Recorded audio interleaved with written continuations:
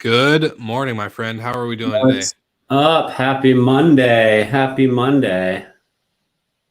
Cheers to coffee and Monday mornings. It's a little quiet this morning because it's just us two. We're not being joined with our fantastic co-host, Mr. Ross, this morning. So I think you and I are going to have a fun, intimate conversation today. In case he's watching and his son, who's our biggest fan, Oliver. Hi, Oliver. Hi, Oliver. Good evening. Hi, Ross. Good night. Yeah, get ready for bed. Brush your teeth. We do have a live viewer on YouTube right now, so it might be them. Who knows? But hey, man, how's the weekend? What's up? What's new?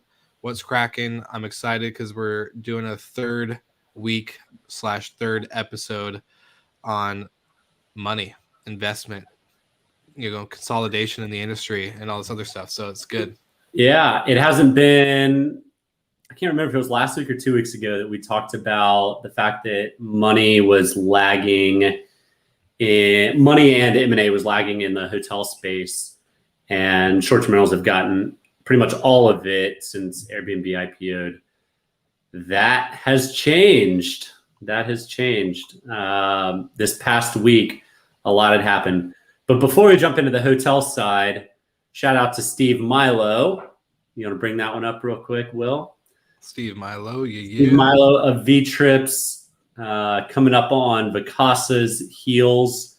They got about 250 million in capital, or at least access to capital, to go do a roll-up, and in theory, probably take it public, or maybe a separate, package it up, separate PE firm buys it. But kudos Milo, holding out, not selling to Vicasa, and creating the good competition that the market needs. Yeah, I was gonna say it was getting a little too easy out there. Now we have a race to watch, which will be interesting. Yeah, Vicasa bought Wyndham, and then they bought Turnkey. So they bought out their top two competitors. The next one on the list is V-Trips, and it does not look like Milo's selling. So yeah. And then right behind that, Casago, buddies Steve Schwab and Ryan Dame. So I don't believe they have any plans to sell either. So that's good. Let the competition remain and not have a one-trick pony in the industry. Yeah. I want to say not even competition, more it's just kind of cool to see, the original, I guess, starters and finishers go all the way, from beginning to end, instead of just saying, all right, now you're going to go public and we're out. We're on our yachts, sitting on the beach, chilling.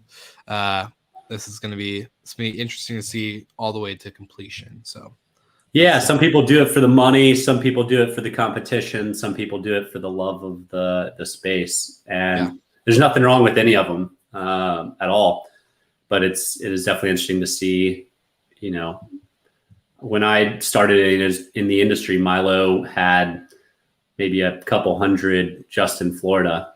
And since then, he's bought up fantastic companies like Smoky Mountains with Dave Angotti and another 10, 15 companies, I believe. But looks like he's got a war chest to go knock down another, I don't know how far that's going to go, but a significant amount of companies. Well, eventually when Recreation Rentals gets big enough, we'll maybe roll up in that. That'd be kind of fun. There you go. There's a vision. But without further ado, today is mostly about hotels, and it was an active week last week. Where do we want to start? I think we should start with Muse. One of my favorite peeps All over right. there at Muse. All right. So we got them purchasing Hotel Perfect in order to expand their UK operations. So I think that was an interesting roll up. I know we talked about tech and other platforms absorbing each other in the last 2 weeks, and so now the hotel side of the industry is showing those signs. So it's kind of cool. Yeah, I wish Ross was here to give us a little more knowledge on the hotel side, but we miss you, buddy. But I know there's about 70 PMSs out there for short-term rentals. I'd have to imagine there's an equal potentially larger amount for hotels. More. Oh yeah. And so I'm very familiar with Muse, not too familiar with the company they just acquired, but I'm sure strategically looks like it gets them into a market that they might not have had a big footprint in, or I don't know what the economics were, if it was a fire sale or if it was a strategic alliance. But nonetheless, M&A on the vendor side is bound to happen, and it's bound to continue to accelerate. We've seen a good bit of it so far this year in hospitality. When you have so many providers, there's only so many cookies that can be. What's that saying? I'm terrible at sayings. So many slices of the pie that can go around. There we go. Yeah. Not cookies. No cookies today. And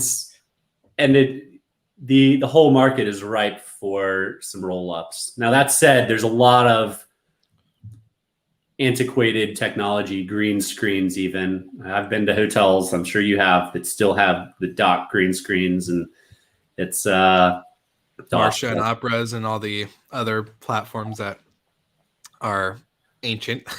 Yeah. At least. So there's this blend of like the Operas who have probably more units than anybody, but their tech might be lagging behind some new tech.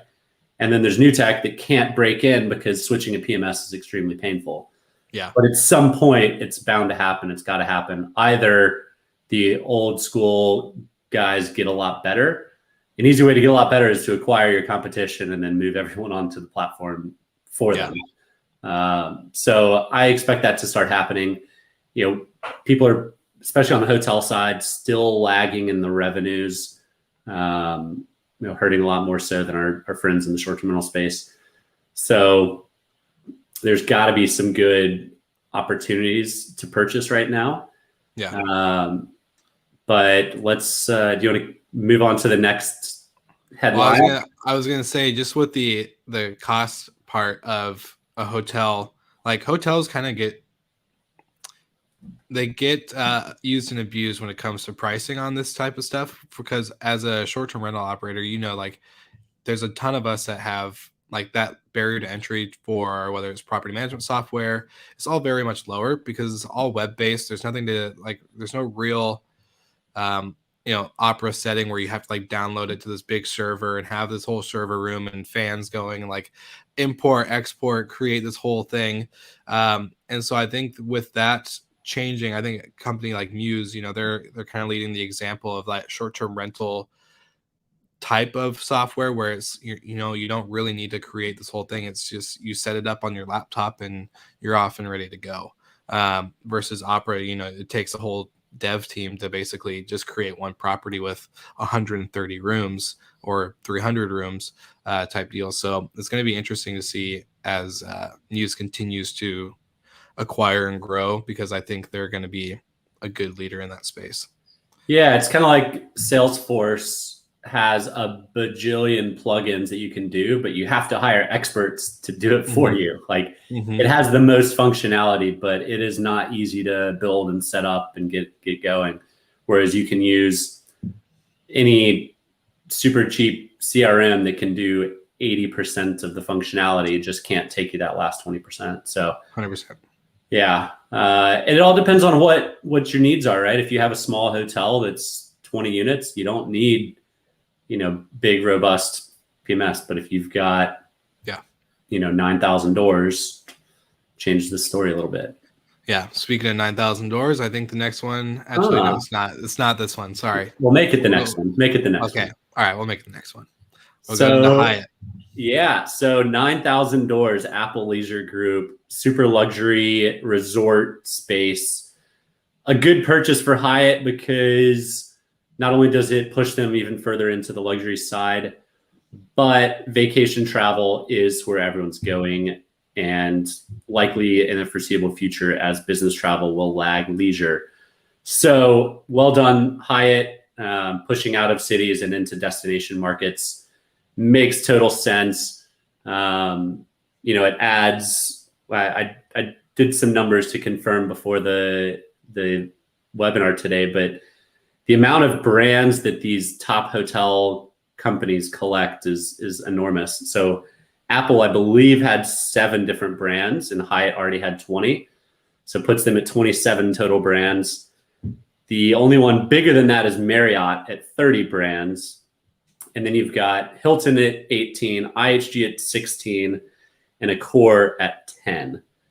So the top 5 parent brands account for 101 subsidiary brands, which is pretty nuts. We should play a brand roulette game one day where we say a brand and you have to guess or not guess, you actually know which one it's assigned to. That'd be fun. That would be actually really fun. I'm down to do that. All right. So I'll let Corey know, our assistant, to help create that with us. It'll be fun. No, that's actually a really good idea. I like that. Brand roulette. That's so fun. Cool. No, and it's just, you and I were talking before even hitting the live for the show today. It was just that how you and I are loyalists to our brand. So we've talked about this too, about Marriott and how we are pretty active users, but at the end of the day, an overall consumer of travel in any form, whether they usually use vacation rentals or hotels, it's pretty confusing to tell what brands with who. There's one time I stayed at a Red Lion property, not knowing it was a Red Lion property and all this other stuff. And then who owns Red Lion? Huh? Who owns Red Lion? Red Lion does. I think they go under like Sonesta bought them. Sonesta did? Oh shoot. Okay. Yeah. Never mind. Yeah, that was a while ago. Because that's interesting. Because I remember they're going through a big sell-off. They sold one of their corporate office in Spokane, Washington, to Marriott. So it was interesting sell. But anyways, long story short, for the overall consumer, there's so many brands, 101 brands between the 5 top hotel companies. Like, that's so much to take in. What does it tell you about the market, though? I don't know. I think we're over confusing it in my head. Like, a lot of them are trying to hit different personas and travelers. Granted, there's a lot of different types of destinations, whether it's city, urban, or like we just saw with the Apple Leisure, is that destination market. But I don't think we need 101 brands to differentiate a style of a property. That's just me. Like, you can fit pretty much like a good chunk of it into probably a little bit less of a confusion. I think there's 2 reasons behind it. One, you can't have a Marriott in downtown New York right next door to a Marriott. Yeah. But you can have a Marriott right next door to a W, right next door to a Westin, right next door to a Ritz-Carlton, right next door to, the other 26 that I didn't name. So yeah, it helps create density in a market. But what you also see, or what is obvious to me, I think, is the desire for people to not travel and stay in a box chain hotel every time they travel. Like, for me, I like boutique brands, and the W is a boutique brand. It's one of my favorites. But I also like super boutique brands like Lifehouse, right? Yeah. Or I stayed in the Dean in Ireland recently. Awesome hotel. You're not going to see that get flagged, most likely, by a chain, because the chains make you do X, Y, and Z. And in order to keep the brand standards, it makes sense, but you also kind of lose that cool local feel, design, touch, whatever. So I think it shows the importance of boutique hotels and boutique brands around the world.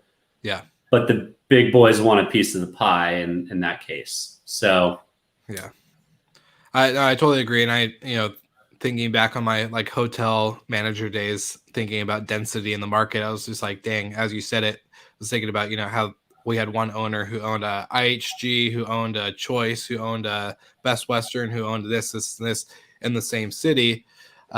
Thinking, wow, what kind of competition is he creating for himself? But then at the end of the day, if he went all IHG, that would make no sense because there wouldn't be enough option or choice in that market versus him having the 3 different versions of brand that's similar to each other through different corporations. That makes more sense. Look, they do lots of studies before building hotels on where travelers, what parts of town people want to stay in. Just like, when's the last time you went to a bar and it was all by itself away from every other bar and restaurant in town?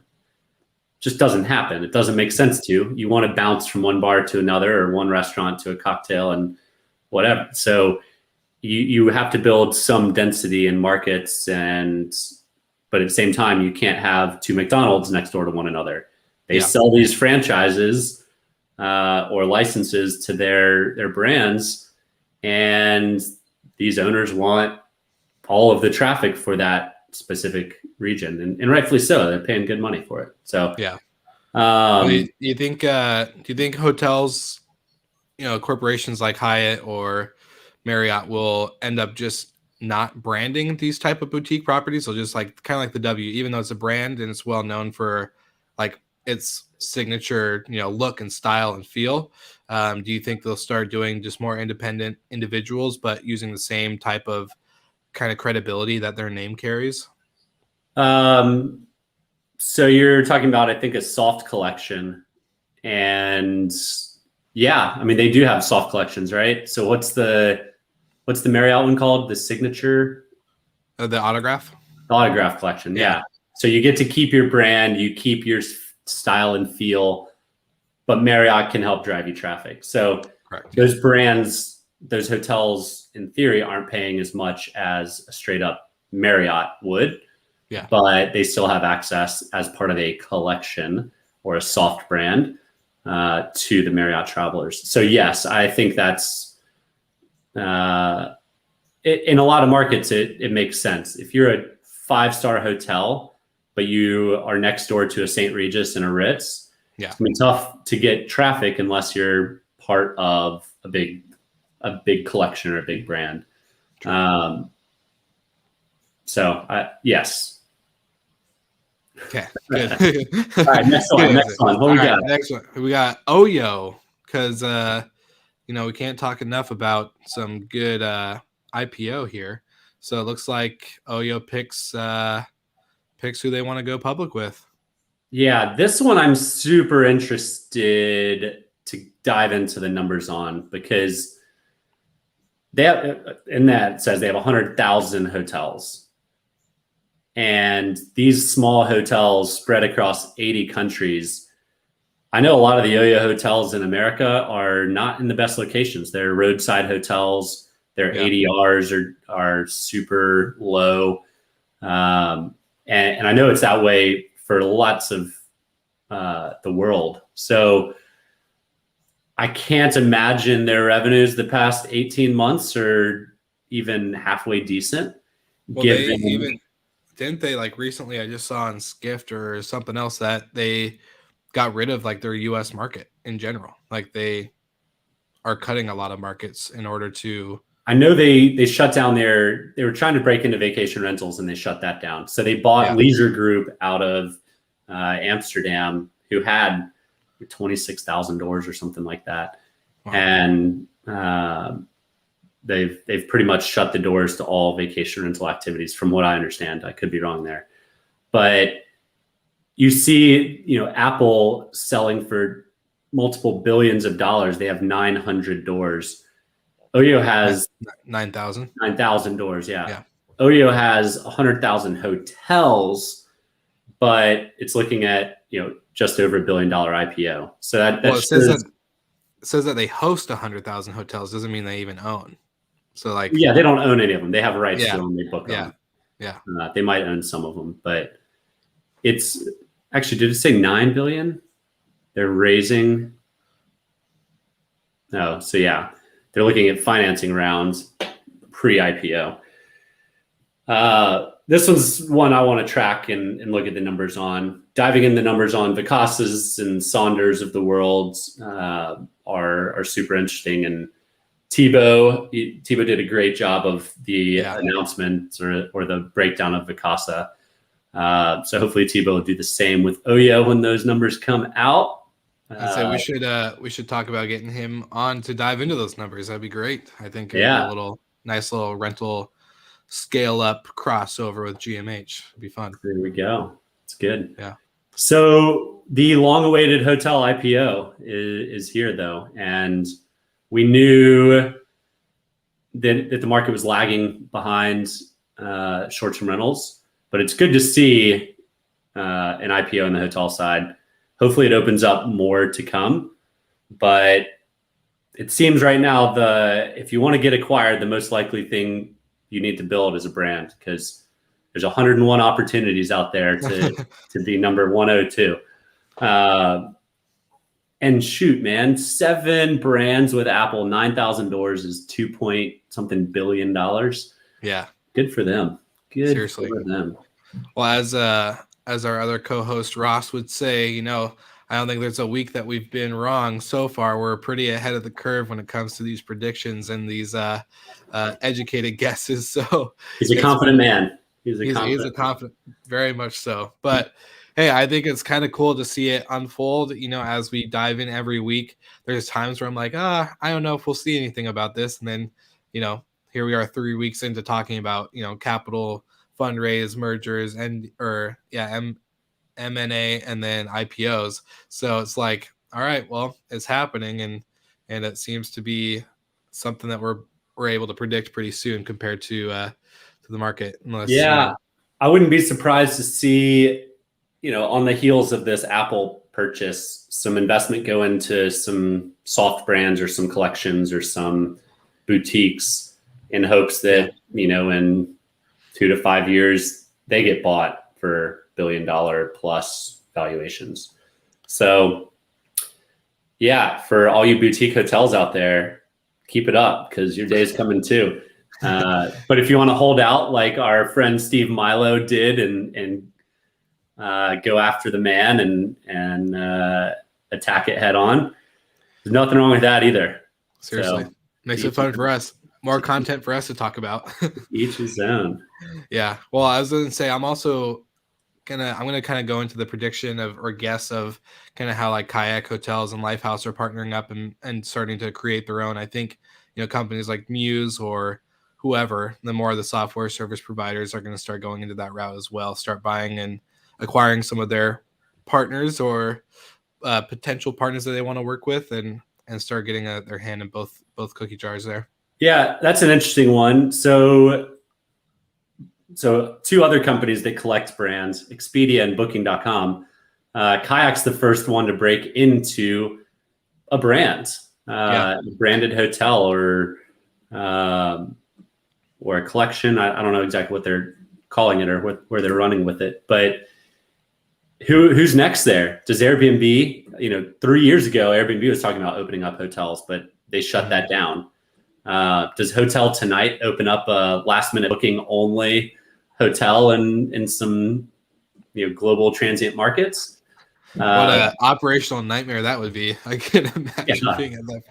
You can't book more than 3 days in advance. Predicting your revenue would be insane. No, so I think that will be something that's going to happen, though. Especially, I don't know what's going to happen. Like, we're getting into September and October, November, which is, dare I say it, potential for lockdowns and restrictions and travels again. And so, I'm just saying, don't want to be the buzzkill here, but with brands like this, they have to think of ways to foresee stuff like that. The hurdles are to come. So. Yeah. Does Expedia launch a Orbitz or Hotwire or Travelocity hotel? I wouldn't stay there. Like, it's not my choice. But I stayed in the Kayak. It's awesome. Like so there's no reason that Expedia couldn't pull something off like that. True. So I mean, I never really associated Kayak with luxury travel or cool, sexy boutique brand, but they pulled it off with Lifehouse's help. So I'm interested to follow that. I also, I think we're pretty open about it. I expect more M&A, particularly on the vendor side and hospitalities. Yeah. And I expect more brands to either raise money or get get bought up. So there's your bold predictions for the next, I don't know, however many months until they happen. Exactly. Awesome. Well, I think that's good. Good note to end it on for the show. But we also got to say one quick shout out to our good friends at Breezeway.io/GMH. Go check them out. We love them. They're amazing. And if you haven't checked them out, you're missing out. So, my man, it was good to see you again. Hopefully next week we'll have our good friend Michael Ross back on the show. But we got anyone who's listening or watching right now, we actually have quite a good guest lineup coming out in the next week or two. So we'll make an announcement on our social media. So make sure to follow us on LinkedIn, Facebook, and Instagram, because it's going to be all coming out on those channels before we get there. So stay tuned, and we'll see you guys again next week.